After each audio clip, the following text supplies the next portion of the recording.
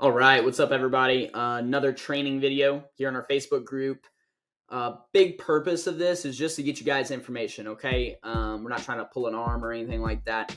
Hey, this is supposed to equip you. Take the information, study it, implement it in your business. Should help you make things better. So, jumping right in, I want to talk about screening your job applicants. Okay, so when you have, an applicant, and most of the time you're gonna do a phone interview, a phone screen before you bring them in person. The part that we find that some folks really need some help in is that judgment part. Okay, and so I want to give you a snapshot and an example. So we'll role play it, and then we'll walk through like what our thought process is and what we're doing. So you get on the phone, right, and you basically say, "Hey, Josh, this is Winston over at Davis Moving and Storage.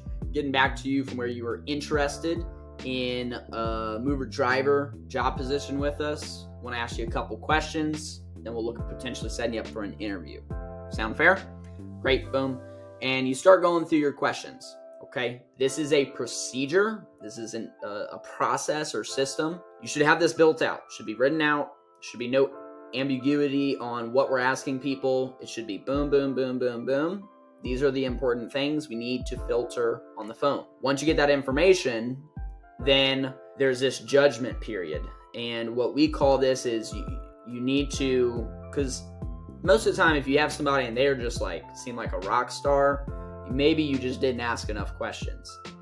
And then there's the group of people that they've got something that's sticking out, that's a yellow flag, and we're trying to figure out what should we do. Should we go forward? Should we not? We really need to hire a couple guys, but this kind of breaks what we're looking for. So a few things. First and foremost, you need to establish your non-negotiables. Okay, what are your true requirements?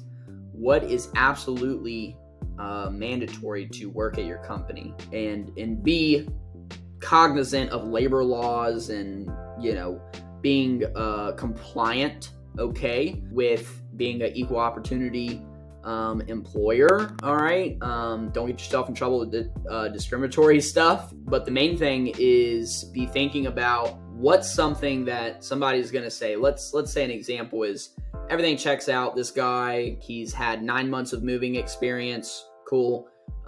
He has a license. Says his girlfriend drives him to work though. When you ask, "Hey, would you be willing to take a drug screen and background check?" He says, "Cool." As far as pay, what he's looking for is within the range that you're willing to pay, so that's fine.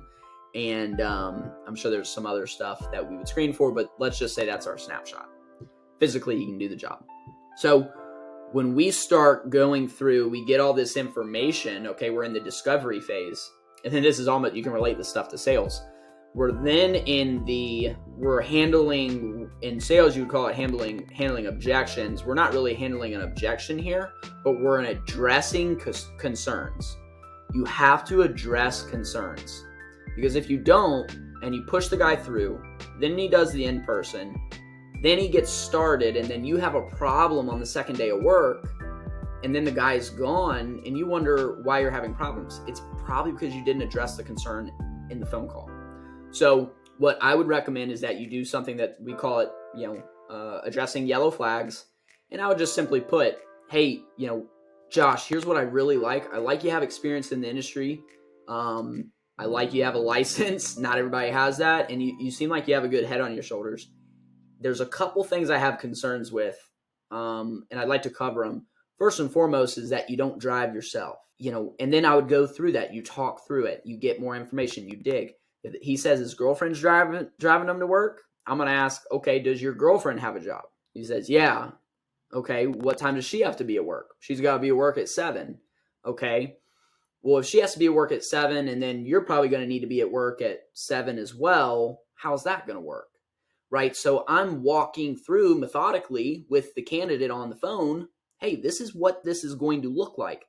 And you know what? That's why you hire someone and they ghost you on the first day or the second day, because you didn't screen well enough. You didn't handle these concerns or address these concerns. So make sure you're gathering the information, but then before you make the decision to move them forward or to walk away, do that, address those concerns. And if you do that, you should mitigate some problems. So that's the main thing.